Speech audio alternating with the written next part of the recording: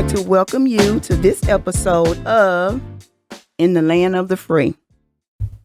Today, I will be talking about individuals released from prison after serving 10 plus years. I want to talk about how do these individuals survive in society. That's something to think about because the way the laws are written, it's hard for them to get somewhere to stay. It's hard for them to get a job. It's almost technically impossible. And if they do get a job, the wages that they're paid, I believe is not enough to survive off of. One article I read, the minimum they may make is $15,000 a year. And I think that is ridiculous for somebody to try to live off of. So I want to find out if there are any kind of programs that can help these individuals so they can be productive members of society. They may have spent 10 plus years in prison, but they served their time. They're trying to move on with their life. And I feel like, how can they move on with their life if they have so many roadblocks? I also have a guest with me, and he's been on both sides. He served 20 years, and he will be sharing his story with us today. But before we get to his story, I want to give you some information on incarceration rates. And I want to talk about from the 1980s with the war on drugs. I found a study, and it compared incarceration rates from 1980 to 2018. So it started with the state prison. In the state prisons in 1980, there were 19,000 prisoners. After the laws changed, it went from that into 2018 to 183,000. On the federal end in 1980, it was 4,700 to 76,700. Then in jail from 1980, it went from 17,000 to 182,000. That's a lot of people that's incarcerated. And a lot of those people with those drug charges, they probably just need some treatment. But the way the laws were written, they were given extensive time. So basically, the article said that because of the war on drug era, incarceration rates changed from 40,900 in 1980 to 443,200 in 2018. That gives you something to think about. More importantly, these individuals at some point are going to be released back into society. So you don't know. From their standpoint, we don't know what they're taught in prison. We don't know anything. They're just going to be released. Because I read one piece where this guy was given $40 after he spent like 20 some years. They gave him like $40 and sent him to like a halfway house. This man is 69 years old. What kind of job is he going to get? So he spends his time at this halfway house or a boarding house or something, and he said he just sit and watch people go back and forth. If he can't get a job, he can't do anything. Another thing I found interesting in that particular study was they did another comparison between gender and race. So for a white woman in prison, it was 49 per 100,000. Black women, 88 per 100,000. Latino women is 65. But when it got to the male, white men at 392 per 100,000. Latino men, 1,018 per 100,000. You would never guess what it was for the black men. Can you guess, Bob? No. How many? How much? 2,272 per 100,000. That is ridiculous for the black man. That's crazy. But that's the way the laws and the sentencing is written. Like I said before, these individuals are going to be released. So the study also said that in 2013, 3,900 would be released from serving at least 20 years, and then another 6,000 from federal prison would be released. So I want to hear Bobby's story. It's confession time. So how are you today? I'm fine. How about yourself, man? I'm good. I'm glad you joined me today. Thank you. It's a pleasure. Okay, so let's start from the beginning. All right. Let's start from before you went to prison. What were you doing? I'm not gonna lie. I was a young knucklehead, out in the streets, running around selling drugs. You know, being a bad boy, as you could say. How old were you? I was 19 and 20 around that time. So why did you start selling drugs? Well, this is what it was. All the friends, people that I hung around at that time was selling drugs, except me and my brother. We were still going to school. So during that time, I was like 9th, 10th grade, and I kind of like getting bored with school. You know, I didn't see myself getting nothing out of it. To me, I was just going for nothing. So I had to address my concerns to my dad, because I was still with my father at the time, and I told him, I said, man, I'm getting bored with school, man. I'm really not getting nothing out of it. So he gave me an ultimatum. He said, you know, by me staying up on his roof, I would either have to get a job if I want to drop out of school, or either move out and get my own place, right? So I made my mind up at that time to get in the drug game. So I just said, well, no, if that's the way it's going to be, forget it. I just, you know, get out there and hustle, get my own place. So did you see drug dealers in your neighborhood, and maybe they had the flashy cars? You know how they say a kid see that and they want to get that quick money. Was that you? A part of it, a little bit of it. Yeah. Okay. Yeah, a little bit of it. But, you know, I got out there, you know, test the water and got on my own 2 feet, was not up under my parents. And I eventually got caught up and caught a drug case, possession of cocaine less than 28 grams. So at this time, it was 91. Mm-hmm. So I was on probation at the time I caught the drug case, and went down, did 8 months, back out in the streets. So I didn't stay out but 1 month. I got out. A hard head. Yeah, I ain't gonna lie. I got out December of 91 and got locked right back up this January of 92 for the same case, same crime. Possession of cocaine less than 28 grams. Okay, back up. So why were you on probation? You say you was on probation before you caught the drug case. Yeah, I was on probation for stealing the car. Oh my goodness. Yeah, I was on probation for stealing the car. But what the thing was, that was a guilty by association. My brother and his friends, they stole the car. So when we got put over by the police, I got caught up with them because I was with them. So I'm just as guilty as them. So that's what happened. State of Texas, everybody get the biz. Yeah, everybody. Okay, so fast forward to, you said you got incarcerated in 92, correct? This last time. The first time was in 91. And then you, in 92 is when you did the 20 years? Yes, ma'am. If you yes, ma'am. Okay, so tell us about that experience. So you got caught with the cocaine. Yeah, and funny part about it is that when I got caught with a vial, had some residue in it.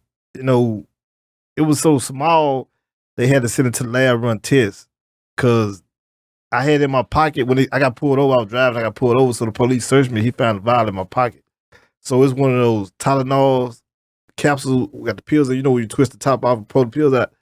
I had one of those. So I used to keep my drugs in there.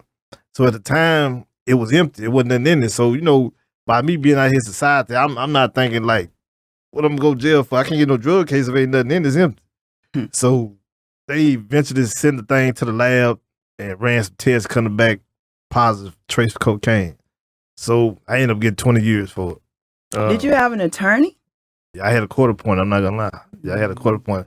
I tried to like get it down, talk lower, but the DA, he wasn't trying to hear it. He said take that, either go to trial.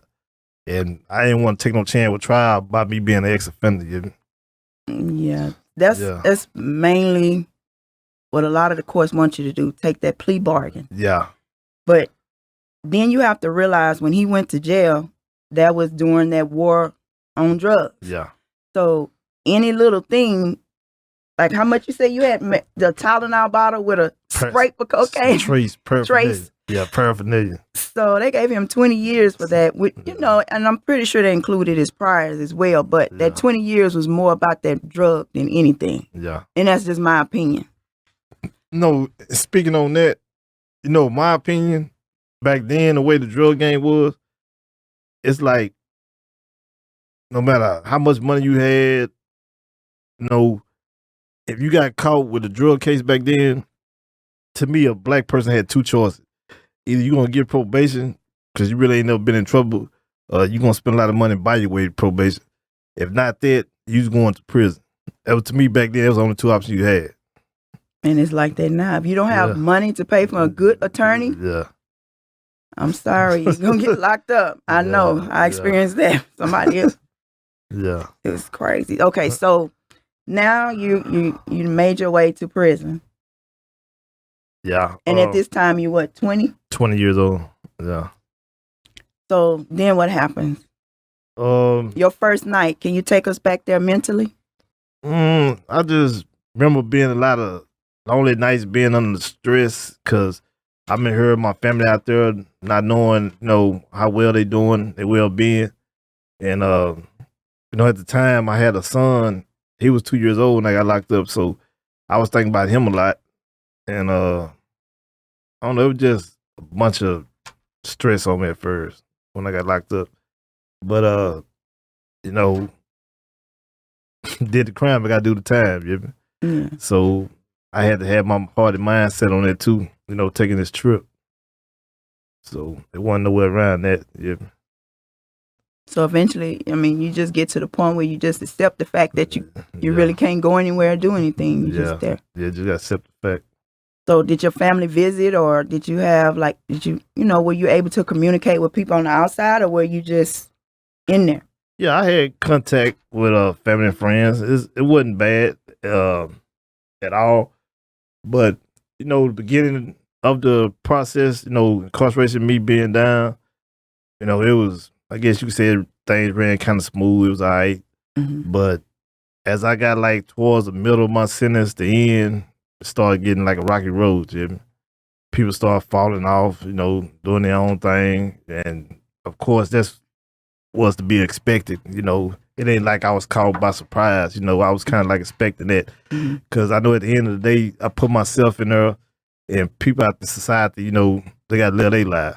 You know, life goes on. They don't wait on no one. So, okay, so you talking about like your baby's mom, or were y'all married, or what? Nah, we weren't married. Oh, okay. So you stayed with her, what, 15 years? You said it was almost time for you to come home. So at what year did she say, you know what, I got to move on? Well, I'm going to say about the middle part of my sentence, about the midway part. She moved on. She got married, and she had no kids. She just got married. And then kind of like at the end of my sentence, she came back in my life. I guess she knew I was figuring to come home. But, you know, when I got out, you know, I basically just, you know, went on with my life. She went on with her life, you know. Yeah. Okay, so you now let's go to, you did your time. You finding out that you're getting ready to go home, right? Yes, ma'am. Let me back up. So while you were in there, did you have any kind of programs that you took, like educational things preparing you to come home, or were you just there? Yeah, they have something what you call Project Rio down there. It help you with the can't say a word, but it's like help you coming back into society, like with jobs and other things. But to me, I feel like Project Rio just a show. It just, you know, to show the people that, hey, this is what we got, the option we got for them. They can pursue it, take it if they want it. But so what were you offered at Project Rio? What were you? No, it just help you with looking for jobs, basically. It help you look for jobs, but it doesn't prepare you for a job. Yeah, it does that too. It does. How do they prepare you for a job? Well, resumes, help you with resumes. Not only that, like help you with trade, get in trade school. If you want to pursue a trade, they help you with that. and your school, help you with school, all that. But it's helpful though. It is. So you can't go to school until you get out. They don't per se have the classes there before you get out. That's the point I'm making. Well, the kind of school they help you with is like GED. It's called Wyndham School, Wyndham. But anyway, it's connected with Project Rio. All of it's connected. But they help you with the GED. Like if you dropped out of school and then they ain't had no GED, they help you with that. And then they got other programs like for people who have, high school diploma, finished school. They got college courses down there. Like you said, they were preparing you to return to society. So basically, they're just trying to help you prepare for a job with the resume. If you need to get your GED, you could get that. But the point I'm trying to make, a lot of people, let's say hypothetically, somebody goes to prison when they're 18. Yeah. Or, state of Texas, they could be 17. So they go when they're 17, they haven't developed any kind of skill. When they come out, then what?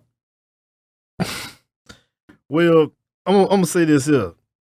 It's there for you if you want it. It's within your grasp. If you don't reach out there and take advantage of it, I feel like that's on you. That's your bad, Jimmy. But it's there for you. Some people don't take chance of opportunity. They just just get in prison, just disappear, get caught up in the moment, and they go out the same way they came in. Okay, so now you done finished with Project Rio, and you're on your way out. Yeah. So you're outside of the gate now. Then what happens? Well, I'm not gonna lie to you. First thing first, and that's what I tell anybody. If you don't have any support out there from family and friends, it's gonna be hard on you. I ain't gonna lie. So did you have the support of your family? I did. Yeah, I did. So when you came home, you had somewhere to live, right? Yes, ma'am. Yeah, I was fortunate. A lot of people is not fortunate when they get out those released from those doors. There's, it's hard. I ain't gonna lie. I had family support from friends and family, but it was still hard on me because it's just not the support. You gotta readjust yourself back into society, and that's a job by itself. So what year did you come out? 2012. So before you went to prison, cell phones wasn't really out. The Beltway wasn't really there. I mean, you had to get in a car and drive and probably not even know where you was going. I ain't know about no GPS. That's new. GPS. Yeah. So the whole world did a 90-degree turnaround in your mind. Yeah. So how did that make you feel? Kind of like an outcast. I'm not gonna lie. I felt like an outcast. I did. So much and changed. A lot and changed. And, like I said, I've been home since 2012, and there's still like certain things that I'm still trying to adjust to. Like what? Just, I guess you could say technology. That's first of all. Yeah. Still trying to adapt to that. So do you use computers or? I do, but I mostly just deal with my cell phone. Yeah.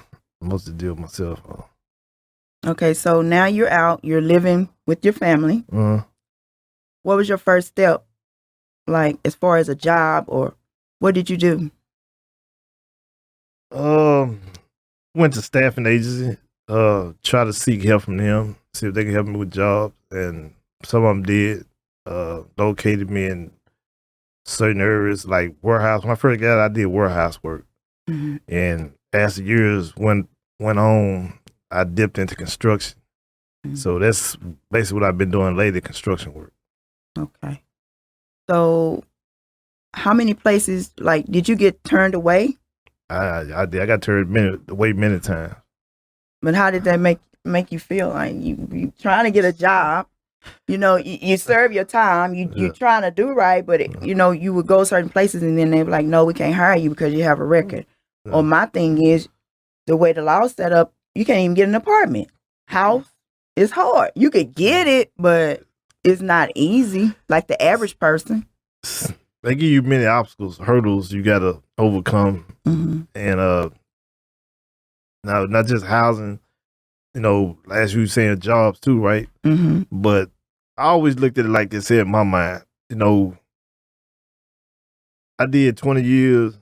Now I'm not gonna say it was an easy road, because it wasn't.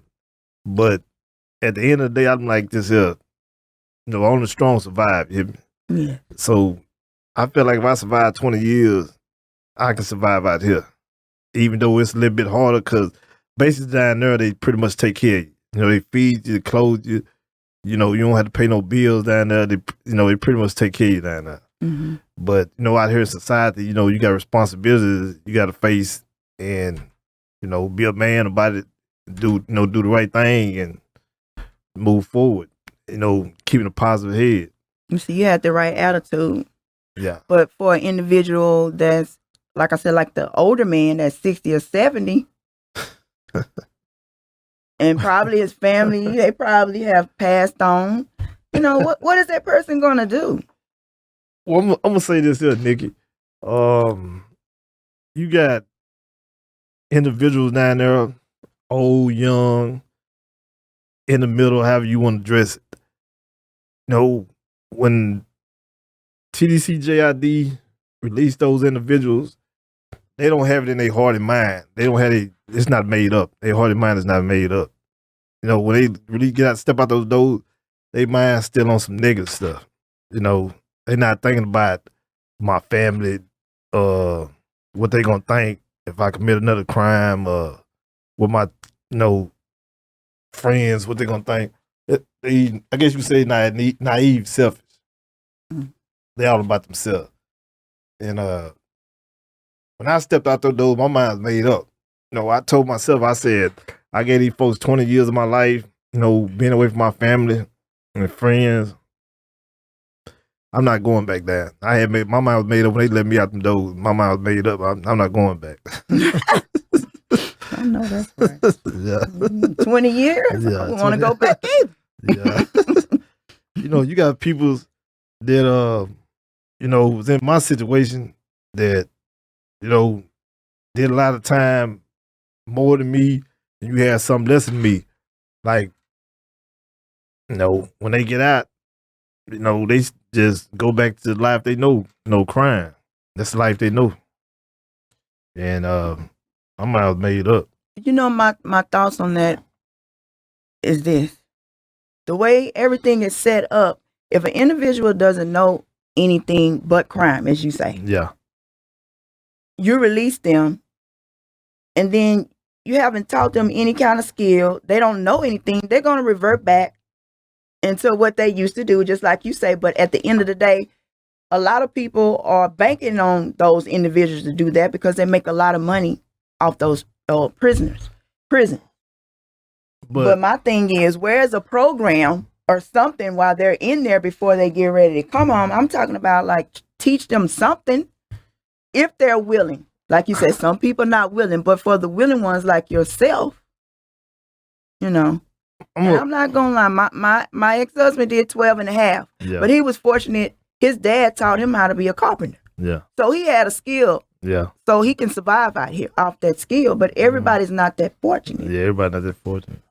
So for those individuals that's willing, why not create something where they can get that before they come home? So they can have something in their back pocket. It doesn't mean that those individuals are going to find a job faster. They're still going to have those obstacles, but at least they have some type of skill besides crime to survive. Because if you push a person with their back up against the wall, they're going to come out fighting some shape, form, or fashion. That's the point I'm trying to make. So you had your mind made up. You went from being, when you study crime or criminology, they always say that the criminal is considered an unreasonable person. Would a reasonable person do the things that these individuals have done? You became unreasonable to being reasonable. Everybody don't make it there. Yeah. And they may not even have a purpose to, because who knows what they have to come home to as well. Because a lot of them, their family members still doing what they was doing before they went to prison. They haven't changed. let me share this here with you. I'm gonna go back to what you were saying about, people having skills, the opportunity, options, all that for 'em. At the end of the day, I feel like to each their own, right? Mm-hmm. And what I mean by that is, I ain't seen people, had trade skills and all that, but when the people release them out that door, they back to crime, committing crimes. It's to me, it's an individual thing. Just like with me, I feel like with me, you gotta have your heart and mind made up when you step out them doors. If your heart and mind ain't made up, it don't matter. You can have 1,000 skills, you gonna go back to committing crimes. That's because that's what you said. That's what you content, satisfied with. That's what you gonna do, kid. And I believe the surroundings have a lot to do with that too. Like I said, a lot of them, like you said, they may have a skill, but they're going back to the same surroundings that got them, sent to prison in the first place. Yeah, that's a problem too. I mean, it's not gonna be foolproof. Yeah, nothing is. Yeah, but at least it's something. Mm-hmm. It's something. It's more to life than a resume. I mean, like you said, you were gone, wouldn't computer, cell phones, nothing. Yeah, the technology is advanced a lot. I ain't gonna lie. It has advanced a lot though. I took a class in motivational interviewing, and it would be like if I was a probation parole officer, right? Let's say you come to me, and I would ask you, what are your goals when you get out of prison? And you would say, pick something. Business owner. You want to be a business owner. Mm-hmm. So we would decipher what type of business would you like to own? Well, I was contemplating cleaning service. Okay, so you would say, okay, I want a cleaning service. And I would be like, okay, so what are the steps we need to take to get you to the cleaning service business? Do you know anything about running a business? No, ma'am. Okay, so first we would have to get you in some classes. Now, how you going to get to those classes? I mean, let's just go, and they call that motivational interviewing, You do it step by step till that person reach their goal. But if your mind not made up, like you say, or you really don't want it, it's not going to happen. No. But for somebody that needs some money, they're not going to be worrying about starting no business. They want a job. Yeah. True. So what is your life like now? So once you got out, you got your job, you start working. I'm assuming you got like a car and your place and everything. So what is your life like now, daily? My life right now is basically just going through therapy, rehab. That's basically what it is right now. Therapy because what you've been through, or therapy for something else? No, what it is, I had been doing construction work for the past couple of years, and back in July of this year, I got injured on my job, and it wasn't because of me. It was really mainly on part of my coworker. My coworker, was driving this machine and ran something to my leg, and it messed it up. So I've been, but pretty much you can say it at home, watching TV. If I'm not doing that, I'm going to therapy. But I'm just trying to, get better and get my strength back in my leg so I can get back to where I was before this injury.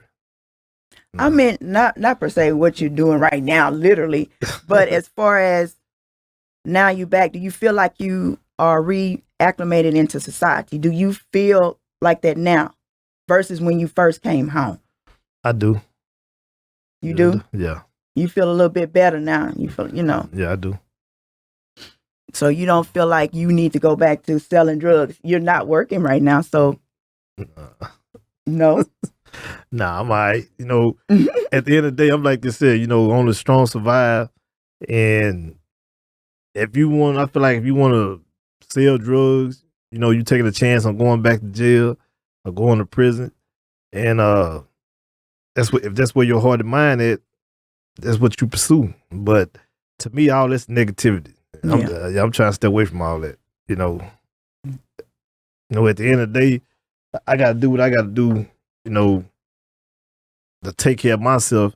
But at the same time, I'm not going to commit no crimes by doing that. Yeah, exactly. Yeah. You're reasonable now. Yeah. Yeah. Very reasonable. Yeah.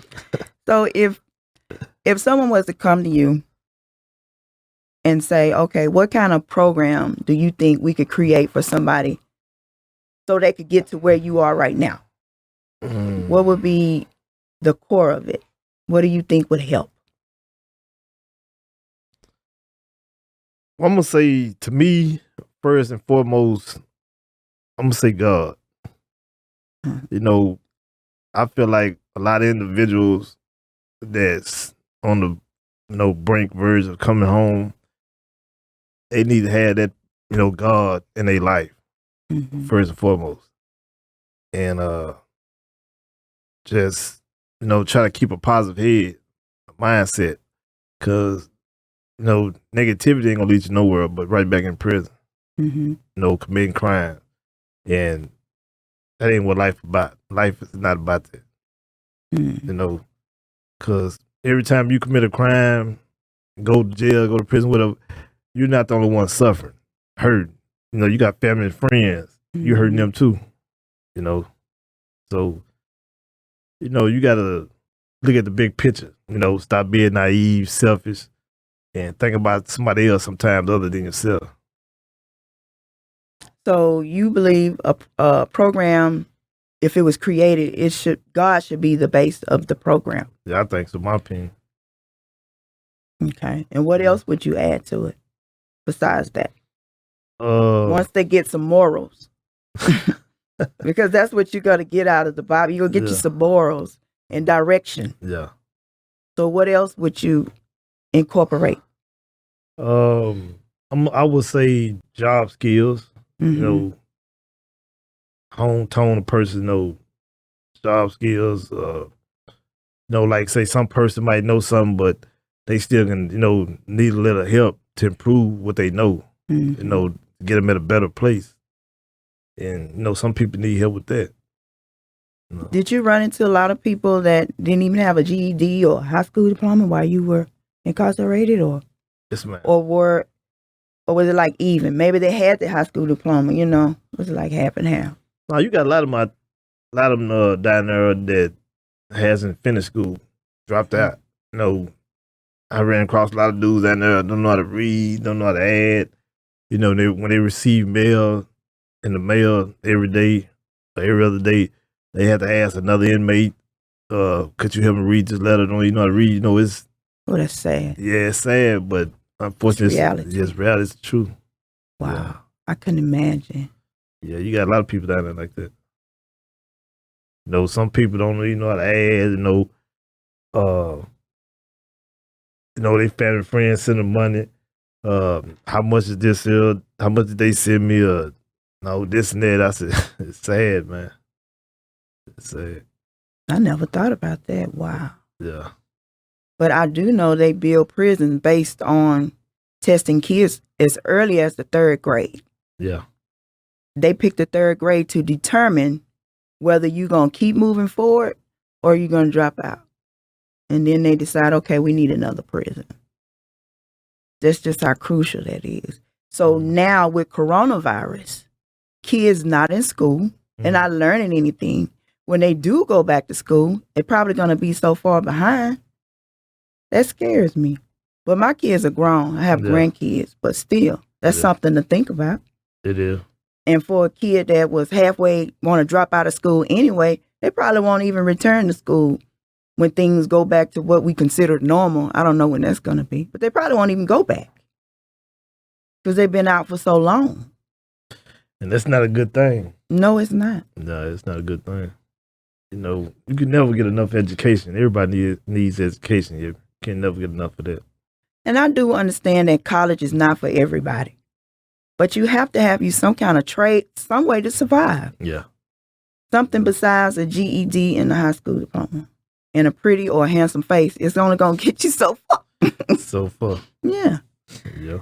That's why I feel so passionate about like a program. Matter of fact, while I was in college, I obtained my master's. But what I did is I wrote out a program for women that's coming home from prison. But within that program, that's what I incorporated.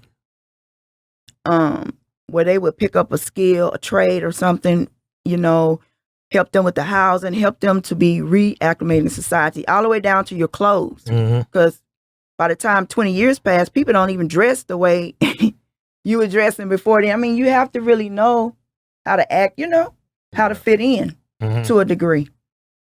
I think about the movie Shawshank Redemption. Have you ever seen that movie? No, I ain't seen that. This older guy got released from prison, and he wound up killing himself in the end. He got a job at a grocery store. He couldn't keep up. This man, I guess I want to say maybe they portrayed him to be maybe 60, 70. Yeah, it's crazy. They hired him to, bag the groceries at that age. He couldn't keep up. Man. So finally, he got to the point where he couldn't take it no more. He even was so far. I think he even tried to go back to prison, but they was like, no, you know what I'm saying? He tried to stay. But he wound up committing suicide because he felt like he couldn't fit in. And I wonder how many people are just like him, that feel like they can't fit in. You got a fruit like that. Yeah, you got a fruit like that. Mm-hmm. All right. So is there any advice you could give somebody that may possibly just, been released from prison? But anyway, you have any advice for people that may be a person that's coming home? Yeah, I do.